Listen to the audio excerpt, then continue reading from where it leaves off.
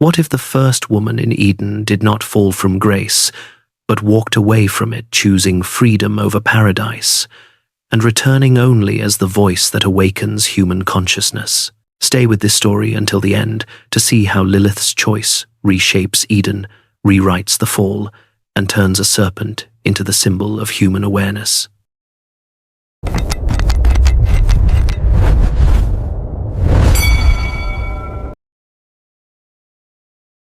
In the beginning, there was nothing, but God had a vision of a world where life could grow. On the first day, he created light and separated it from darkness.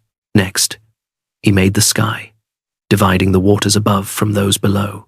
Then he shaped the land and the seas, and made the earth green with plants and trees. He placed the sun, moon, and stars in the sky to mark time and seasons. After that, he filled the sea with fish and the sky with birds. And on the sixth day, he made animals to live on land, every kind, from the smallest insect to the strongest beast. But among all that life, there was no one to think, to wonder, or to speak with God. And so, God chose to create a new kind of being, one that could think, feel, and choose. Not just an animal, but someone who could understand and love. He took dust from the earth and shaped it into a human form. Then he breathed life into it. The man opened his eyes and saw the world for the first time. God called him Adam, which means from the earth. God placed Adam in a garden called Eden, a peaceful place full of trees, rivers, and animals. Adam explored it with joy, gave names to the creatures, and cared for the land. But as time passed, he began to feel something was missing. He was alone. God saw this and said, "It is not good for man to be alone." So he returned to the earth and shaped another being, equal to Adam, but unique. He gave her life just as he had given it to Adam. Her name was Lilith, and after her creation, God said to them, "You are equals. Walk this garden together, care for it, and care for each other. Learn, grow, explore. One is not above the other. You were both made from dust, and to dust you will return. But while you live, live side by side." Adam and Lilith listened carefully to what God had spoken. He had given them the garden not only to live in, but to care for, to explore, and to understand. They were not simply placed in Eden as guests. They were entrusted with it as its first guardians. And so, they began their life together, surrounded by animals that walked beside them without fear. They learned to work together, not out of duty, but out of wonder. Adam would wake early to observe the behavior of the animals. He watched the lions rest in the shade, the birds feed their young, and the wolves return in small groups to sleep near the trees. The way they move, it's always with purpose. The lion doesn't chase unless it must. The owl waits before it strikes. Everything here has its rhythm. Even silence has rhythm, if you listen to it long enough. Lilith, however, rarely stayed in one place. Her curiosity pulled her toward every new sound, every unfamiliar tree, every path not yet taken. While Adam observed what was around him, Lilith asked what was beyond. She touched the bark of trees with her hands, picked up stones to study their shapes, and dipped her fingers in the water to feel its temperature change from morning to evening. While Adam often moved with caution, Lilith moved with confidence. She was not afraid to walk alone, not even into the deeper parts of the garden.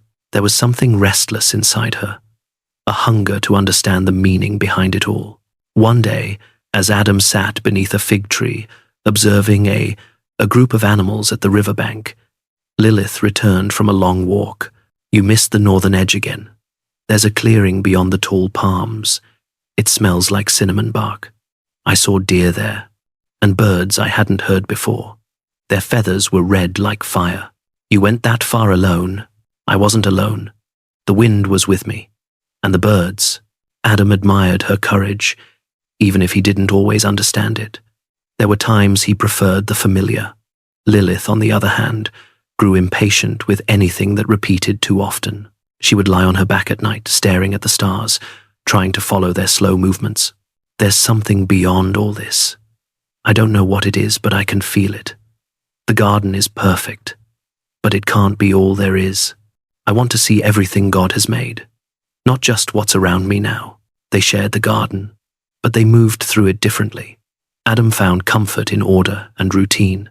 Lilith found energy in change and discovery.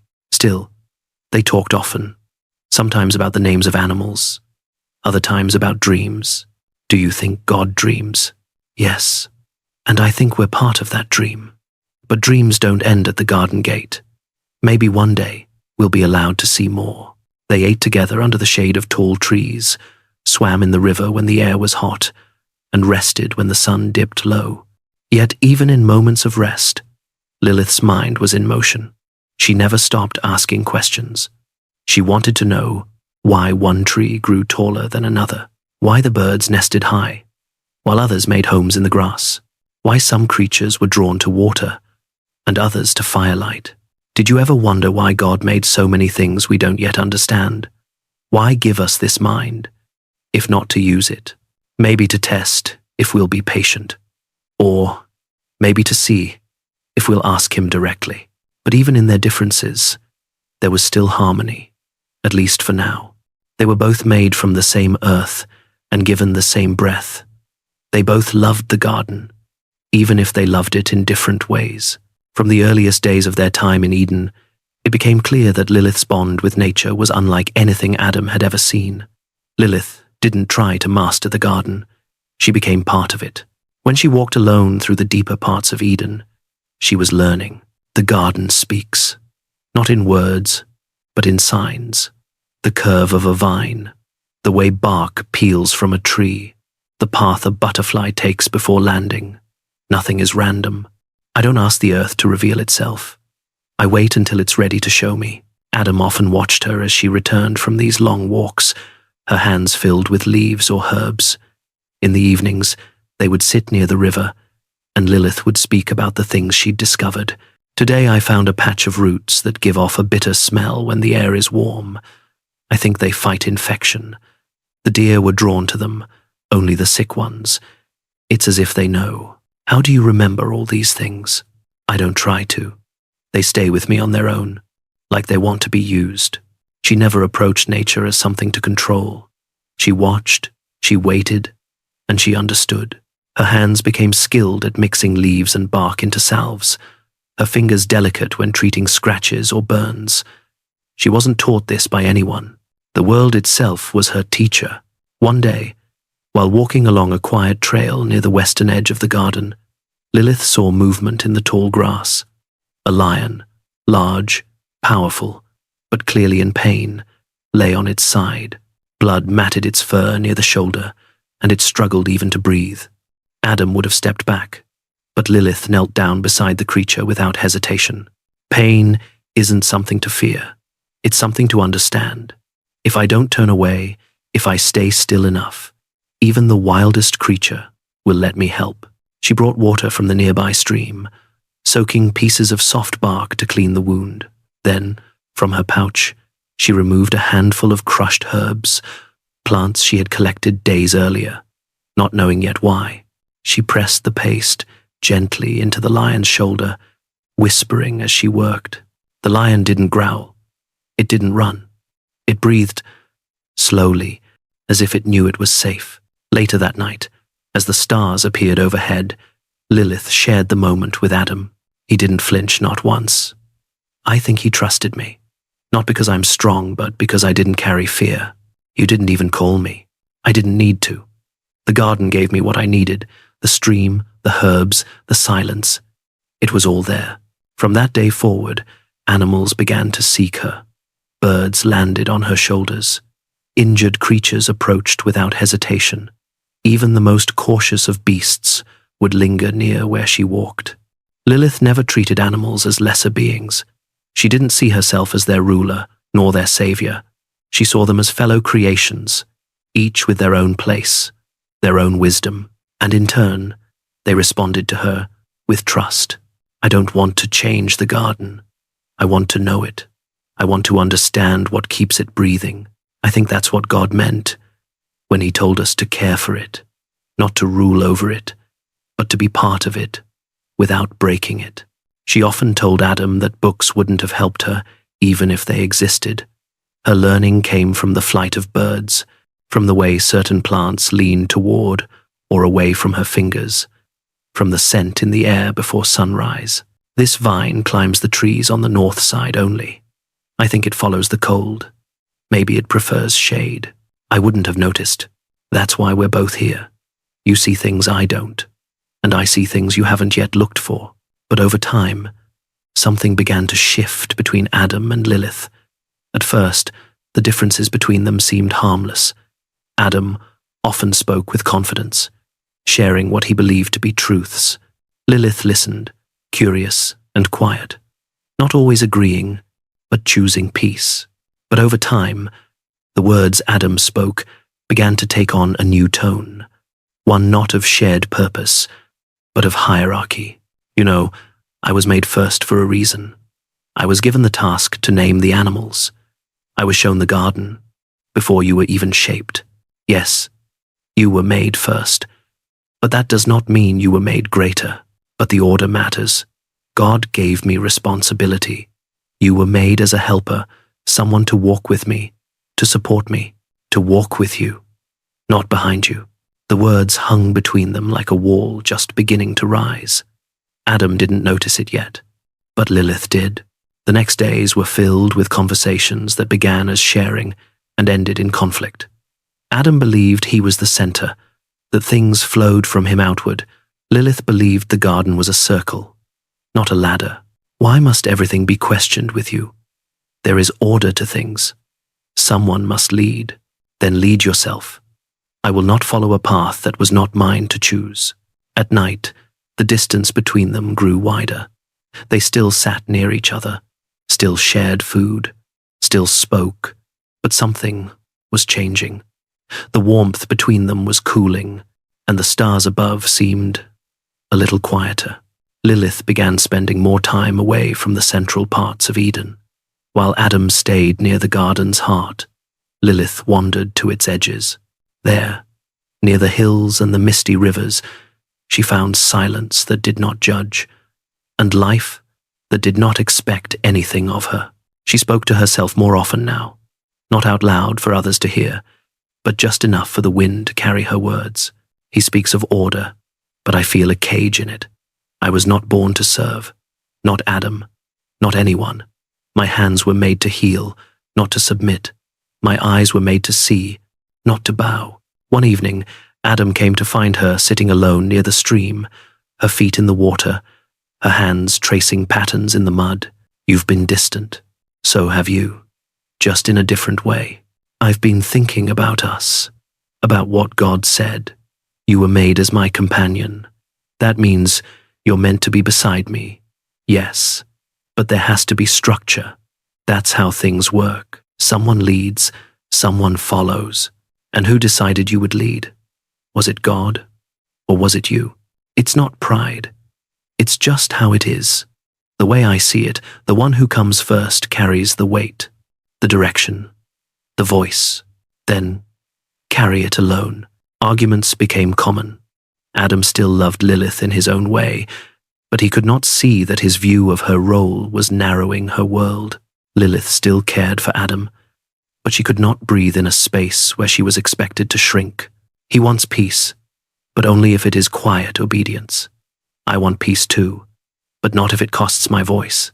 She still returned some evenings to share stories from the parts of Eden Adam never visited. I saw an owl today, near the northern trees. It blinked twice before flying. Why go so far? There's nothing you need that isn't right here. That's where you're wrong. I need the silence.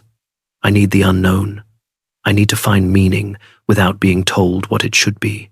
You're making this harder than it needs to be. No, I'm just refusing to make it smaller. Sometimes Adam tried to soften his stance, to return to simpler moments. He'd bring her fruit, or ask about the birds. But Lilith sensed that his gestures came not from understanding, but from wanting to keep things as they were. Lilith was not angry all the time. She was still gentle with animals, still kind to the trees, still full of quiet joy when she found a new flower blooming. But the more she was told who she should be, the more she pulled away. Why should I bend myself to fit into someone else's version of harmony? If balance means I must be less, then it is not balance. It is control. The last time they sat together by the river before true separation, the conversation began softly. Do you still believe we were meant to be one? Yes, but not like this. Then how? With space to breathe, with room to choose. You want unity, but only if I agree with you. That's not unity, Adam. That's silence, pretending to be peace. She stood, brushing the dirt from her hands. I won't disappear just to keep things calm. I won't lower my voice to be heard. I won't stay where I'm not seen for who I am. And though she didn't leave that night, she stopped returning to the same places. Her body remained in Eden, but her spirit had moved. Adam looked for her less. He spoke less. And the air between them, once full of laughter and discovery, now carried only memories of what might have been. God had watched in silence. He saw the tension growing between Adam and Lilith, the words that no longer carried warmth, the gazes that turned away more often than they met. He saw Lilith walking alone toward something more. When he finally came to her, it was with the calm of the early morning. Lilith stood near the center of Eden, beneath a tree that bore no fruit, a tree she often returned to when she needed silence. God's presence surrounded her. She knew he had come. Lilith, the garden was made in harmony. Adam was given a role, and you too were given one beside him. But order has been disturbed. Your heart carries a resistance that no longer hides itself. Why do you pull away from what was given to you? Because what was given to me came with a chain I did not choose. You were not made to rule, nor to be ruled. You were created to walk with Adam. But someone must lead. Someone must follow. Why must that be? You made us both from earth. You gave us both breath. And yet, I am asked to step back, to silence the voice you placed in me. I cannot do that. Then I give you a choice. You may stay, but to remain in Eden, you must accept Adam's role as the head. This is the structure given to the garden. It is not punishment. It is order. If you cannot accept this, you may leave. Lilith closed her eyes. She had known this was coming. She had felt it in the way the trees no longer swayed the same when she walked by, in the silence that grew even in nature itself, as if the garden had already sensed the decision forming inside her. And if I leave, then your path will be your own, but it will be outside of Eden. You will no longer live beneath the protection of the garden. You will face the world beyond, the wilderness, the unknown. There will be no comfort, only freedom, and what you make of it. Then I choose to go. God did not respond immediately. The garden itself seemed to pause, as if surprised. He had given her the choice, thinking, perhaps, that she would fear the outside world, that Eden's beauty would be enough to keep her. But Lilith had never been one to stay, because she was afraid. She stepped forward. She looked not at the garden, but at the sky. And then, something happened. Her back arched, not in pain, but in release. A force inside her stirred, not from outside, not from heaven, but from her own being. From within her, wings began to grow. They were deep and dark, like the night before the first dawn. They moved slowly at first, as if waking from sleep. God watched her. He did not stop her. He did not raise his hand. He had given her the choice, and she had made it. So be it. I leave without anger, but I will not remain where I must bow. To be accepted, I was not made to kneel. Without another word, she spread her wings. They caught the air, like they had always belonged to her. With one last breath of Eden's soft wind, Lilith lifted herself from the ground and flew beyond the edges of the world she had known. She did not cry. She did not look back. She left, because she loved herself enough not to stay where she would have to forget who she was. The garden did not call her back. Adam did not chase her. Lilith flew until the green faded into sand. There, beyond the world shaped by divine order, she landed. The desert was vast, dry, and empty, but to her, it was not lifeless. It was honest. Here, no one tells the wind where to blow. No one names the stones.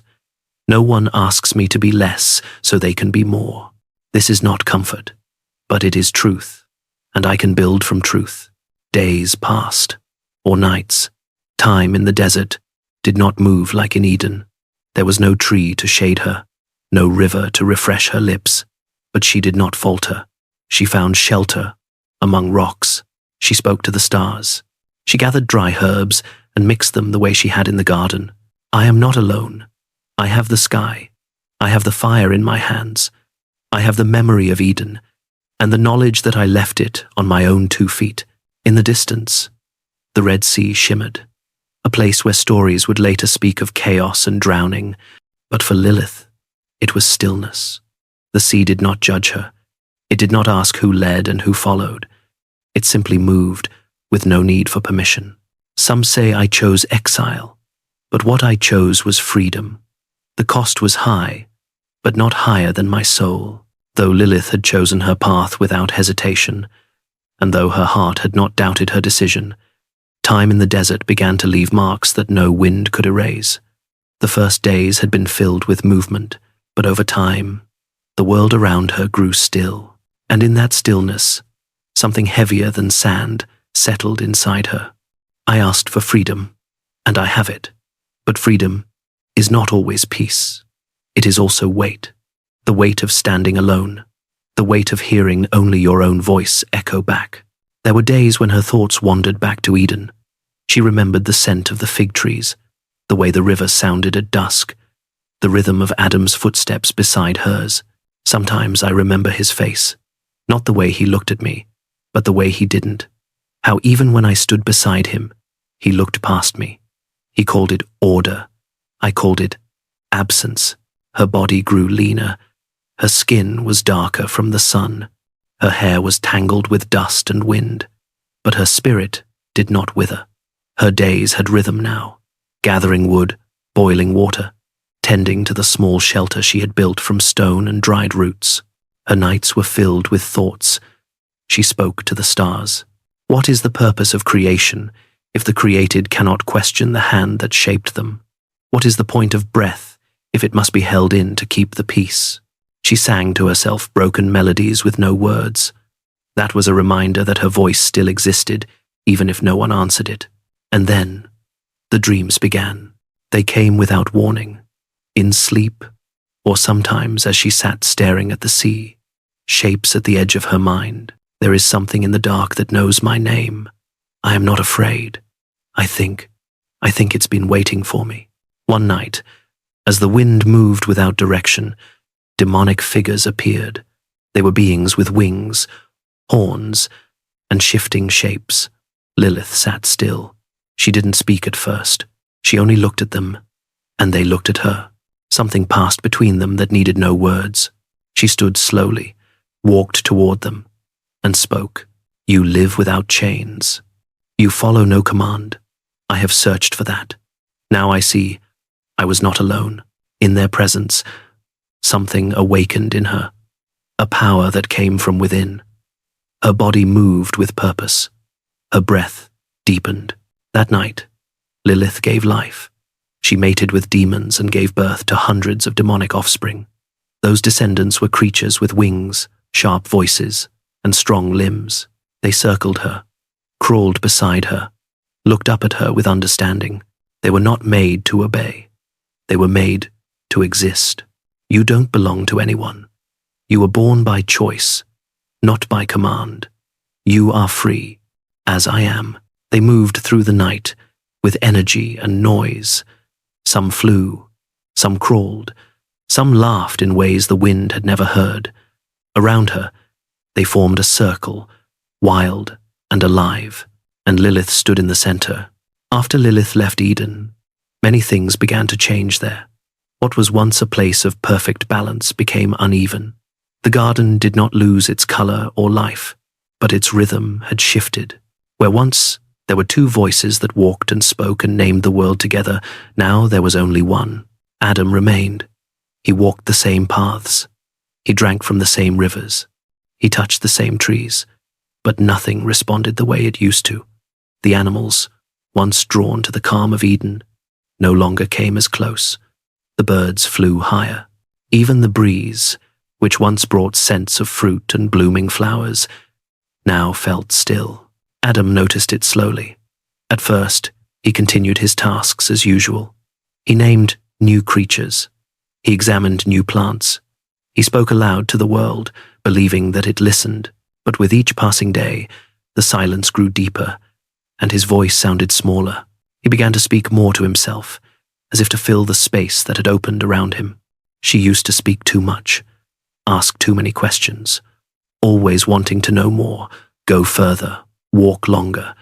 And now, it's just me, and everything is quiet. There was no one to disagree with him now, no one to challenge him, no one to remind him that his way was not the only way. At first, he thought he preferred it this way, but the silence was not peace, it was emptiness. In the early days after her departure, Adam still believed Lilith would return. He told himself she had gone to be alone, to think, to wander like she often did. He expected to see her walking back from the trees, holding new plants, or telling new stories. But the days passed, then weeks, and Lilith did not return. He sat by the stream where they used to rest together and watch the water. He remembered her laughter. He remembered the way she touched the plants gently, how she listened more than she spoke. He remembered how she never waited for permission to explore. She was never afraid. Not of me, not of God, not of the unknown. She moved, like she belonged to herself. He thought back to their arguments. He had believed he was right. That leadership had been given to him, that she was meant to follow. Now, with no one left to follow him, he began to wonder what that leadership had truly meant. One evening, Adam walked to the center of the garden and called out to God. His voice carried confusion and something that sounded like regret. The woman you gave me, she is gone. She left me alone. I did what you said. I named. I tended. I followed the order. There was a long silence. Then he spoke again. But if Eden is perfect, why does it feel unfinished now? Why does everything seem smaller without her here? God listened. He did not answer immediately. He allowed Adam to speak until his voice grew quiet. She was difficult. She didn't want to follow. She challenged me. But when she spoke, the animals listened. When she walked, the trees seemed to lean. The garden felt bigger with her in it. Time passed, and Adam stopped talking. Not because he had nothing more to say, but because the words felt heavier than before. He sat in the same place for many days. He ate the fruit in silence. He walked the garden, but he no longer named anything new. Everything reminded him of her. Everything reminded him of what had been lost. God returned to him again. You asked me why she left, but the question is not why she left. The question is why she could not stay. Adam turned his face slightly. Because she refused the order. She refused to be less than what she was. And that is not disobedience. That is the truth. Adam lowered his head. He understood something now that he had not before. She wasn't mine. She wasn't created to follow me. She was created to walk beside me. And when she could not, she chose to walk alone. Adam did not speak after that. The garden remained silent. But now, it was a different kind of silence. Something had to be done, not to undo the past, but to offer a path forward. God stood above the garden, watching the man he had formed from dust and breath. He looked beyond Eden, to the edge of the world where Lilith now lived. Her choice had been clear. She had not been cast out. She had left on her own terms. Still, there was balance to consider, and God made a decision, not to bring Lilith back by force, but to offer her a question, the same way he once had offered her a choice. He called forth 3 angels. Their names were Senoi, Sansenoi, and Samangalaf. These angels were chosen to serve a clear purpose. Their mission was to reach Lilith, deliver God's command, and ensure that his will was fulfilled. God explained everything to them plainly, without ambiguity. Go to Lilith. Speak the words I give you. Tell her that she must return to Eden. Her place remains open. If she accepts, all will be restored. If she resists, you will carry her back. Do not delay. Act with certainty. The angels bowed in agreement. With full knowledge of their purpose, they left the higher realms and began their descent through the layers of heaven. They passed through fields of light, skies filled with divine order, and reached the boundary where creation meets the edge. Their destination was the Red Sea, where Lilith had settled. When the angels reached the shore, they saw her. She stood on a flat rock near the waves. Her face showed no surprise. She had sensed their arrival long before their feet touched the ground. Senoi stepped forward first. His tone was respectful, but firm. Lilith, we come with the voice of God. We bring his words to you. Lilith remained still. She looked at each of them slowly, recognizing their names and their roles. I know who you are, and I know why you've come. God offers you the chance to return. Your place beside Adam remains as it was. You are welcome in Eden again. The order can be whole. Lilith listened without interrupting, but her expression remained steady. You may choose now. Return with us. All that was can continue. She looked toward the sea for a moment, then back at them. I left Eden for a reason. I lived there, under rules that were not mine. I asked to be seen as equal, but I was not. That choice was given to me, and I accepted it. I do not wish to undo it. The angels waited for a moment before responding. Their message carried weight. They had not come only to offer. They had also come to act. God gave you a command. You are instructed to return. This is not only a message, it is a duty. God gave me freedom when he created me. He shaped me from the same earth as Adam. He gave me breath, mind, and voice. I chose to walk away from a place that asked me to be less. I choose the same still. You speak with strength, but your decision brings consequences. You were created with power, but not without limits. God ordered that if you reject this command, we must act. We were sent with authority. We will return you to Eden if you refuse. Lilith did not raise her voice. She did not move from where she stood. She looked into their eyes and answered with full awareness of what her words would mean. I accept what follows. I knew there would be a cost. I knew the path outside Eden would be hard, but it is mine, and I do not turn from it. The angels stepped closer. The air around them changed. The sea darkened slightly under the weight of their mission, but Lilith remained still. She lifted her gaze to meet them again. I will offer something in return, not to bargain, but to create understanding. The angels paused. Speak. There will be stories told about me. I will be named in fear, in warnings, in myths. My children will be born from exile. I will raise them in a world without protection. I accept that.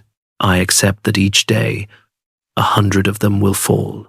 That is the cost I take for the life I chose. Her voice did not shake. But let there be a sign. Let there be a mark of protection. If the names of Senoi, Sansenoi, and Samangelaf are written on a home, on a child's bed, or on an amulet, I will turn away. I will honor that sign. I will bring no harm where your names are present. The angels stood quietly. They did not need to consult one another. The truth in her words carried strength. They recognized her clarity. Your request will be honored. Those who bear our names will be guarded from you. That will be the mark, and your answer will be delivered to God. Then, it is complete. The wind lifted slightly, brushing against her wings. She stepped away from the sea and returned to the land she had chosen. The angels watched her go, then turned and rose from the shore. Their wings spread wide, and they carried her answer back to the higher realms. In their flight, they did not speak. They did not question what had happened. Their mission had been fulfilled. Lilith had made her choice once again, without fear and without hesitation. God received their report without surprise. He had given her a command, but he had also known her heart. Her decision reflected the same strength she had shown since the beginning. Her exile continued, but not as punishment. It continued because she remained faithful to the truth she had chosen. From that day on, the names of the three angels appeared on scrolls and charms. They were carved into wood and written on walls. People placed them near cradles and beds, believing in the power of the agreement. And Lilith, true to her word, turned away from those places. She remained far from Eden, among the winds of the Red Sea, walking through a world shaped not by obedience, but by freedom. God watched Adam walk through the garden. He no longer believed that Lilith would return. Each day, he moved more slowly, as if the garden had grown larger around him. His sleep came earlier, and his mornings began without purpose. So God prepared the ground for a second beginning. This time, he shaped a woman not from earth or flame or breath alone. He waited until Adam had fallen into deep sleep. Then, with care and precision, he reached into Adam's side and removed a single rib. From that rib, God formed a new body, one shaped to bring peace, not challenge. God gave her breath, and with that breath, he gave her presence. When Adam awoke, he saw her beside him. Her eyes met his, not with resistance, but with recognition. She did not speak first. She waited, and when Adam spoke, her face opened in calm reception. She is of me. She is part of my own body. He reached for her hand, and she did not hesitate. She walked beside him, listened to his words, and smiled when he named her. He called her woman, for she came from man. In time, she would be called Eve. She did not ask about Lilith. No one told her about the woman who had walked before her. She accepted the garden as it was, and the man who guided her through it. She learned the names of trees and flowers. She sat beside the river and laughed when Adam shared stories. Her days passed in gentle routine. From a distance beyond Eden, Lilith watched. She saw the two of them walk between the trees. She saw the way Eve placed her hand on Adam's shoulder. She watched her tilt her head in conversation, always turned toward him. Lilith did not watch with anger. She observed in silence, studying each moment as if it were a question. She follows where he leads. She listens to the world through his voice. Her hands move with grace, but not with direction of their own. She was shaped from his body, and so she remains close to his will. Lilith remembered the garden, not its colors or its sounds, but the sense of limitation that had pressed against her chest. She remembered the way her thoughts had no place to rest, the way her questions stood unanswered. She saw none of that in Eve. There was peace, but there was no fire. She lives in comfort, but without knowledge of its cost. She does not know she was shaped from him, not beside him. She has never walked alone, and so she does not know what it means to stand. Adam now smiled again. He no longer waited for the sound of wings in the sky. He no longer sat near the trees in silence. With Eve at his side, his words returned. He spoke with ease, and Eve listened with care. They laughed together. They sang sometimes, and the garden responded again, softly, but not as before. Lilith stepped closer to the edge of Eden. The trees did not block her path. The wind did not resist her. She saw Eve rest beneath the tree of knowledge, with closed eyes, and how her fingers brushed the grass. Adam stood nearby, pulling down fruit from another tree. Lilith watched in silence. She has never tasted anything forbidden, because she has never been told she could choose. Eve opened her eyes and looked toward the branches above her. The fruit hung low, full and golden. Its scent floated lightly in the air. Eve's gaze lingered only a moment before she turned away and rejoined Adam. Lilith remained still. They gave her peace, but not freedom. They gave her love, but no choice. If she cannot ask, she cannot grow. If she cannot choose, she cannot know herself. The sky dimmed. The sun dipped below the edge of the garden. Adam and Eve moved toward the shelter of the trees. They lay beside one another and closed their eyes. Lilith walked through the tall grass. Her body shifted as she stepped into the shade of the tree of knowledge. I walked this garden as a whole being. I left it by choice. They called that rebellion, but it was truth. Now she walks it, with open hands and closed eyes. She does not yet know the cost of being made for someone else. Lilith allowed her body to change. Slowly, with purpose, she shed the shape she once had. Her form became smaller, lower to the ground, and more fluid. In the space between the roots and the branches, she became a serpent. This shape gave her closeness to the earth and freedom from recognition. It allowed her to move without notice. She climbed up the tree with control. Her body wrapped around one of the lower limbs. Among the hanging fruit, she found one that rested within reach. The fruit was full and heavy, holding the knowledge she had once carried alone. From her place on the branch, she looked down at Eve, who was sleeping in the grass beneath the tree. Eve's presence remained peaceful, unaware. She had never asked about the tree. She had never been told why it mattered. Everything around her had been given without question, and she had never been invited to make a choice of her own.